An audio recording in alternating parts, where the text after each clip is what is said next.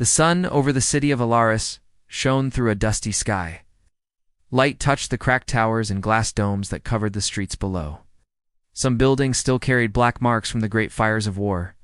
People moved quietly, fixing walls, cleaning roads, trying to believe life could be normal again. Captain Daniel Holt walked across the old bridge leading to the palace gates. His dark coat brushed against the wind, showing the sharp lines of a soldier who had seen too much. He walked with careful steps, his right arm stiff at the shoulder. The wound there never healed, no matter what the doctors tried. It was the mark he carried from the last battle, the one fought to save the Queen and the city. The pain had become part of him.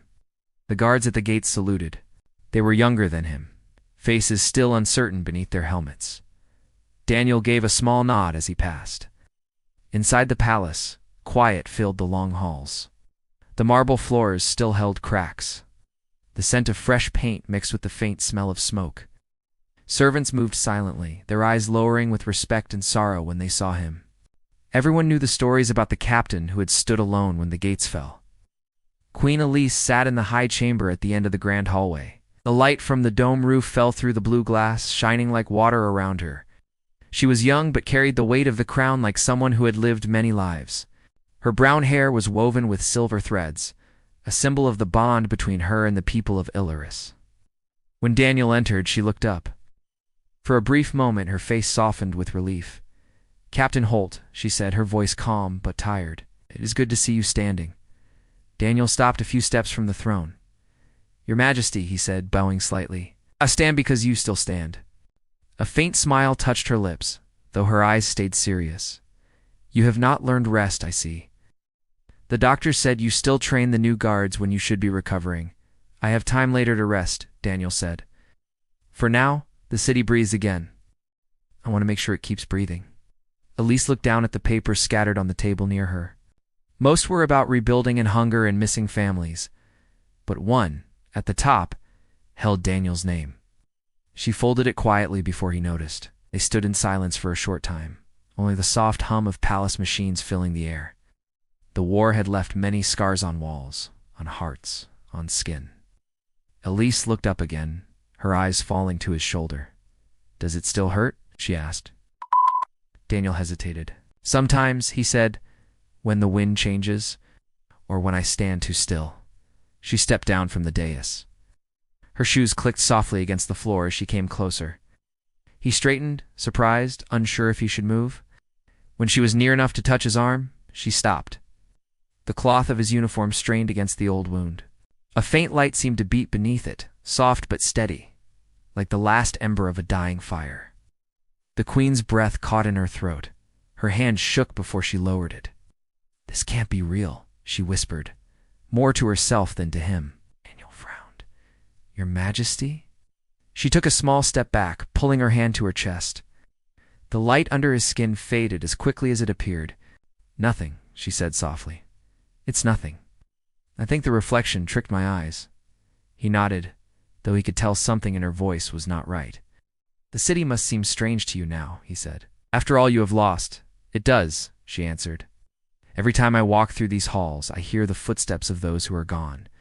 My brothers, my friends, the guards who swore their lives to the crown, and they did not die in vain," Daniel said. "Their courage made the city stand. I was only one soldier among hundreds." Elise looked at him, her lips pressing into a line. "That may be what you tell yourself, but the people say otherwise. They speak of a man who fought with fire around him. They say the Queen's light fell upon him that night. Some even say he's not fully mortal anymore." He let out a quiet breath, neither amused nor upset. "Stories help them heal," he said simply. "Let them have their stories." For the first time that day, she smiled small, sad, but real. Perhaps. She turned to the wide windows overlooking the city. Outside, the dome lights flickered as technicians repaired broken panels. "But sometimes, Captain, legends are born because truth itself is too heavy to explain." He did not answer. He only stood beside her, watching the city that had survived hell. In the glass, she could still see the faint shimmer coming from his shoulder. She did not speak of it again, but her heart whispered the same words over and over. This can't be real. Yet deep inside, she already knew it was. Morning sunlight touched the palace towers, painting them gold and white. The wind carried voices of workers in the streets below, calling, laughing, rebuilding. But inside the walls, the air was still and heavy. Captain Daniel Holt walked down a long corridor, led by a young page to the Queen's council chamber. His boots clicked on the floor, echoing softly. He had been called early, long before most of the city had woken. His shoulder ached more badly that morning, the wound glowing faintly under his uniform.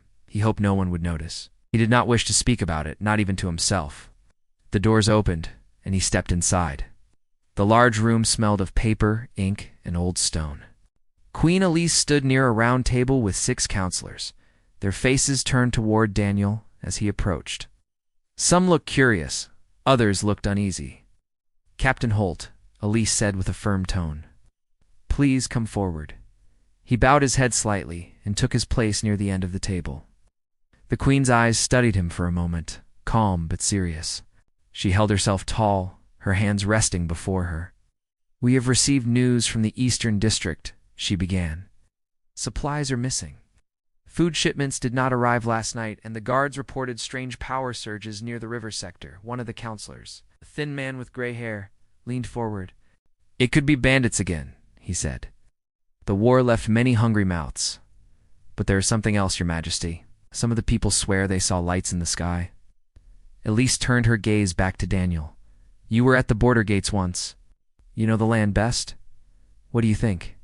Daniel paused. "After the attack, many old machines were buried beneath the rubble.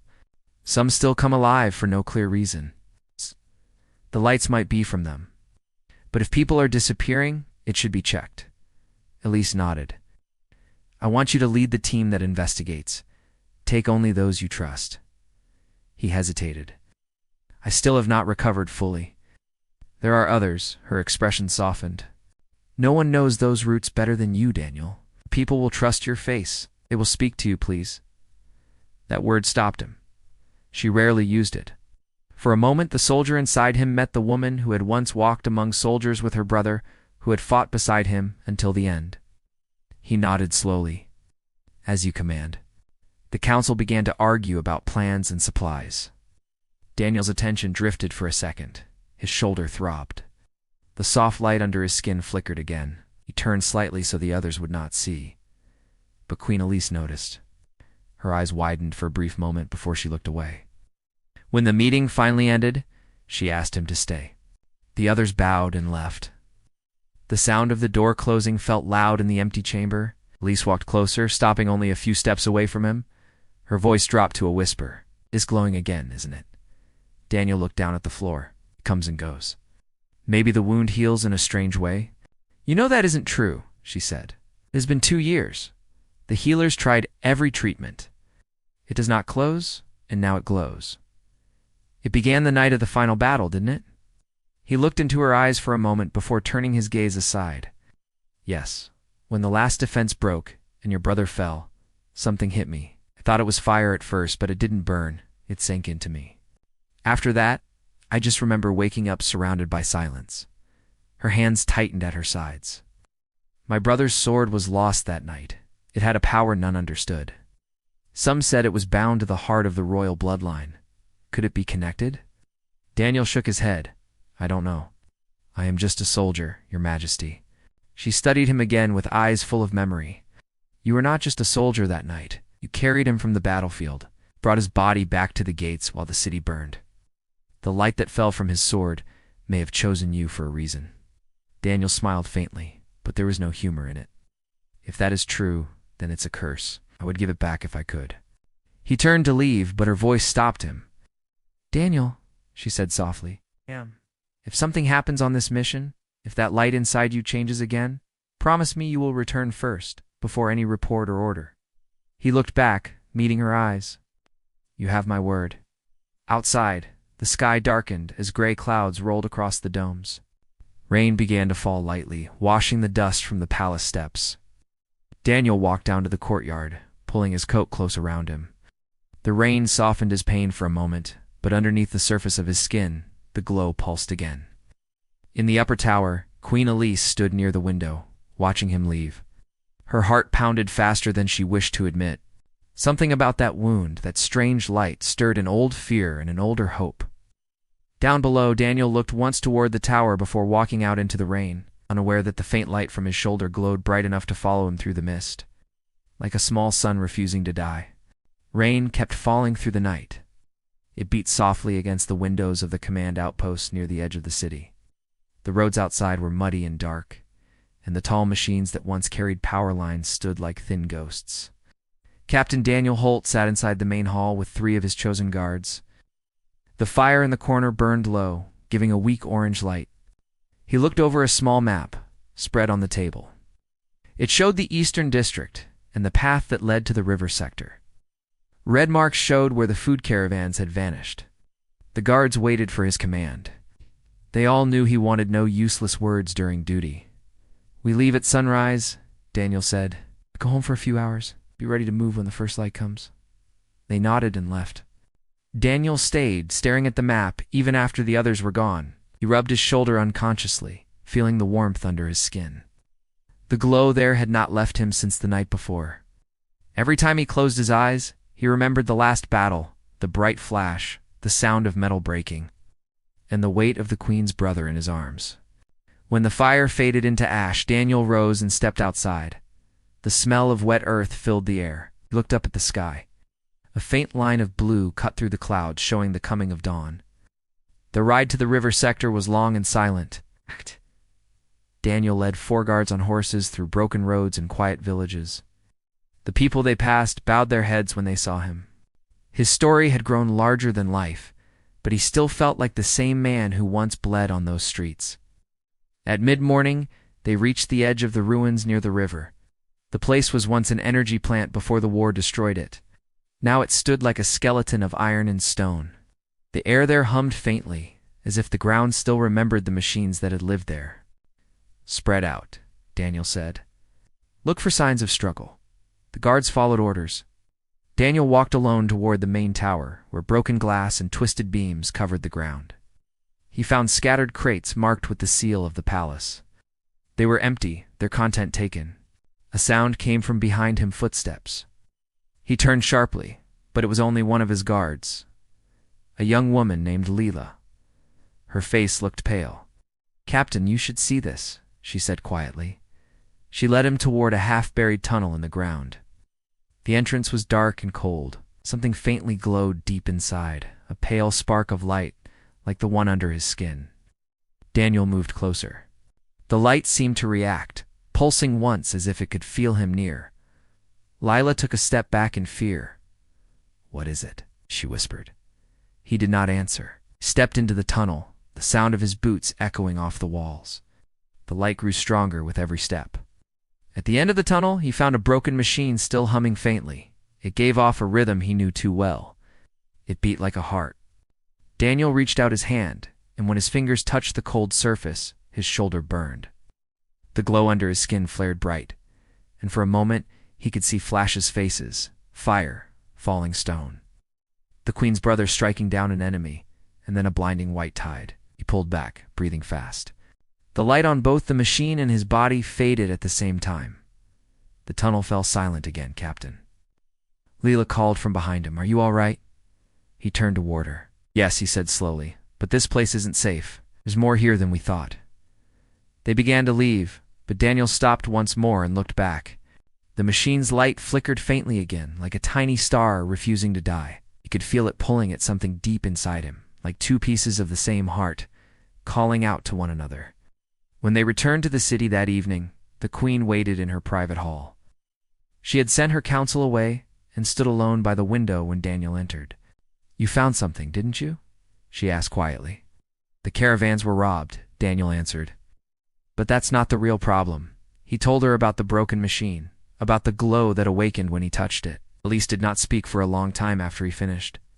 Finally, she said, "It sounds like what my brother studied before the war. He said it was a source of power that answered only to human will, not to metal or engines. But when war came, he hid it, afraid it would be turned into a weapon. Perhaps what you saw was part of it." Daniel frowned. "If that's true, then whatever light burns in me came from that same power." She looked at him with eyes full of worry and wonder. then maybe you are the key to what he tried to protect. He felt the strange heat again in his chest, spreading softly like a second heartbeat. Outside, thunder rolled across the city. Elise stepped closer, her voice almost trembling. "There's something about you now, Daniel," she said. "Something that both frightens and gives me hope." He looked down, unsure of what to say. The room's light dimmed as the storm grew, and in that half-darkness, the faint glow beneath his uniform lit softly again, shining just enough for her to see. Her breath caught, the same words echoing in her heart once more. This cannot be real. But it was. She knew it as clearly as the lightning flashing beyond the windows. Something had awakened again, and its light now lived in him. Night spread across the city like a blanket of smoke. The rain had stopped, but the air still carried the scent of dust and metal. Queen Elise stood at the balcony of her chamber, looking out over Alaris. Below, the lights of the lower streets flickered weakly, where workers still repaired broken lines. Every sound felt too quiet, as if the city was holding its breath. She could not shake Daniel's words from her mind. The broken machine, the light that called to him, the way his wound had burned bright again. Something inside her told her it was all connected. Her brother once spoke of a power so old it could not be named, a power that lived through memory and courage. If Daniel carried even a small part of it, then he was no longer just a soldier. He was something else, something that could either save or destroy what they had left. Down in the main yard, Daniel walked among his guards. The wind pushed his coat behind him as he gave orders to strengthen the defenses of the eastern side. He could feel the strange pulse under his skin grow stronger, as if it sensed danger coming closer. Whenever the light grew, his heart beat faster. He could also feel when people around him grew uneasy, their eyes caught by that unseen energy that seemed to move with him. Before dawn, a young messenger came riding hard from the border. The boy was pale and shaking when the guards brought him in. He carried a soaked letter sealed with wax. When Daniel opened it, the words were written in a hurry, half covered with dirt. He read quickly, and then looked at the commander of the guard. "The rebels are moving again," he said. "They are heading toward the palace. They are after the power source, the same one hidden under the river ruins." Within hours, the sound of alarms spread through the city. The people ran for shelter as the palace guard moved into position. The queen stood with her closest advisors, trying to hide her fear. But her eyes kept returning to Daniel, who stood ready in the main court, sword in hand. When the first explosion sounded from the north wall, Daniel was already moving. Smoke filled the air. The gates shuddered under the force of attack. The city once again faced the madness of war. Elise watched from the main balcony as flames began to rise in the distance. The noise of engines, shouts, and gunfire echoed through the domes of Alaris. Sparks flew into the dark sky. The palace shook again when another explosion hit one of the towers. Daniel shouted orders as the troops formed lines around the inner walls. His wound began to glow again, brighter than ever. The soldiers near him saw the light under his armor and whispered among themselves, saying that maybe the spirit of the first king was protecting them through him. When the enemies broke through the outer gate, Daniel led the charge. His sword cut through the smoke, shining in flashes of silver and red. Sparks from his shoulders spread out like small bursts of light every time his blade struck. He moved faster than seemed possible, each motion driving back the attackers. Elise could no longer stay still. Against every warning, she ran down the marble stairs, guards trying to stop her. But she was the ruler of the city. She would not hide while her people fought and died. When she reached the lower hall, the smell of smoke and fire hit her. Daniel stood at the foot of the grand stairway, his body glowing with faint light as he faced a new wave of rebels. "Fall back, your majesty," he called out. "They're inside the palace." "I will not run," she said, picking up a fallen guard's pistol. "Alaris stood because we refused to run." Their eyes locked for one brief, silent moment filled with memory, fear, and trust. Then the doors burst open, and the final battle began. Daniel fought his way to her, cutting through chaos.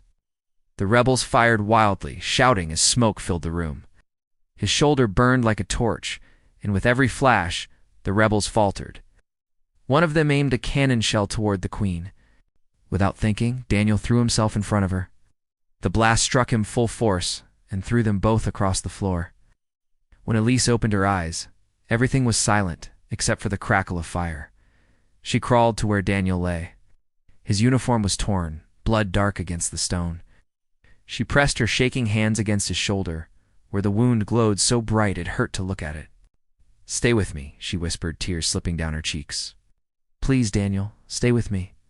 The light beneath her hands pulsed once more, then spread through her palms and into her chest. She gasped as warmth filled her body, pure and endless. Daniel's eyes opened weakly. "The city, .. he tried to speak.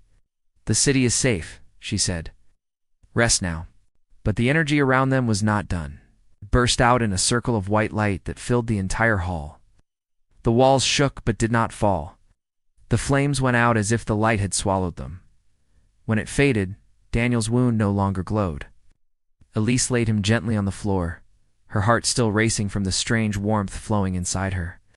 Outside the palace, the last of the rebels fled, blinded by the light they did not understand. Inside, silence returned again. Elise looked down at Daniel's still body, tears shining in her eyes. She took his hand and whispered through trembling lips, "You kept your promise." The golden light from her hands shimmered once more and then became calm, resting in her like a second heart. The Queen of Alaris, standing among fallen walls, now carried the same light that had once protected her soldier. When morning came, the sky over Alaris was calm again. The smoke from the battle had cleared, leaving only a soft golden light falling over the broken towers. People came out of their shelters slowly, afraid at first, then amazed. The palace still stood. The fires had gone out on their own, and a strange peace filled the air, thick and warm like the breath of summer after a storm. Queen Elise walked through the silent hall where the final fight had taken place. The sound of her steps echoed on the stone floor. Broken swords and shields lay scattered, and bits of blackened armor glittered like glass beneath the morning sun. At the center of the hall lay the mark of light that had saved the city, a circle burned into the marble, smooth and shining as if the light had carved it with care. Close to it lay Daniel Holt, quiet and still. His face was pale but peaceful. The wound on his shoulder was gone, not a trace remained. For a long time Elise just stood there beside him. Then she knelt and placed a soft hand on his forehead. The warmth that had entered her the night before still lived in her skin. It pulsed faintly, like the echo of a heartbeat. "Rest," she whispered. "I have done enough." Outside, workers began clearing debris. The city moved with slow, careful hope. Word spread quickly. The rebels were gone. Their leaders vanished with the strange light. No one understood how it had happened. Some said the captain had called down the power of the heavens. Others said the queen herself had awakened a buried force that protected them. But most simply called it a miracle. Elise called for healers and soldiers to carry Daniel's body to the garden behind the palace. They placed him near the central fountain where roses had begun to bloom again through cracks in the stone. He looked as if he were only sleeping. The queen stood beside him as the people gathered in silence. An old general spoke first. "We are alive because of him," he said, his voice rough. "Captain Daniel Holt fought to his last breath to keep Alaris standing. Let his name be carved into every gate." The people bowed their heads. The queen did not speak right away. When she finally did, her voice was quiet but strong. "He gave his life to protect us," she said. "But his light remains here with me, with all of us. We will not let his courage fade." That night, when the crowd was gone and the city finally slept, Elise stayed alone in the garden. The moon shone bright over the fountain. A gentle breeze carried the scent of roses. She looked down at Daniel's face and wondered if he could still see her wherever he was. As she watched, a faint shimmer rose from his chest, no brighter than the glow of fireflies. It drifted upward and touched her hand. Instinctively, she pressed her palm to her heart. A wave of light passed through her again, calm and warm. In that moment, she felt something she could not name. Not sadness, not fear, but peace. The kingdom repaired its walls, rebuilt its markets, and began to live again. The queen worked day and night beside her people, walking through muddy streets, speaking gently to children, helping to lift fallen stones. Everywhere she went, the soft light followed her. It shone from her hands when she touched the sick. It glowed faintly in her eyes when she spoke of hope. News of the Queen of Light spread to every border. But when she stood alone in the throne room, she still saw Daniel's shadow beside her. Sometimes in the silent hours before dawn, she thought she could hear his voice, calm and steady, telling her that the city was safe, telling her not to lose faith. One evening, a young guard entered the hall carrying a new banner to replace the one burned in the battle. The banner showed the crest of the crown surrounded by a shining circle, the mark that had appeared on the palace floor. The queen looked at it for a long moment and nodded. "But hang it high," she said. "Let every child who sees it remember what courage looks like." The guard bowed and left. Elise turned to the window. The sky outside was full of stars, brighter than she had ever seen before. One star, larger than the rest, shimmered above the palace tower.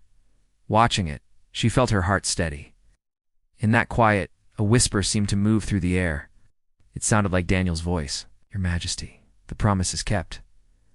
A tear rolled down her cheek, but she smiled. "Yes," she said softly, "I will keep it for you." Years later, people still spoke of that promise. They said the Queen's light never faded, and that Alaris became a beacon for all the nearby lands. No war ever touched it again.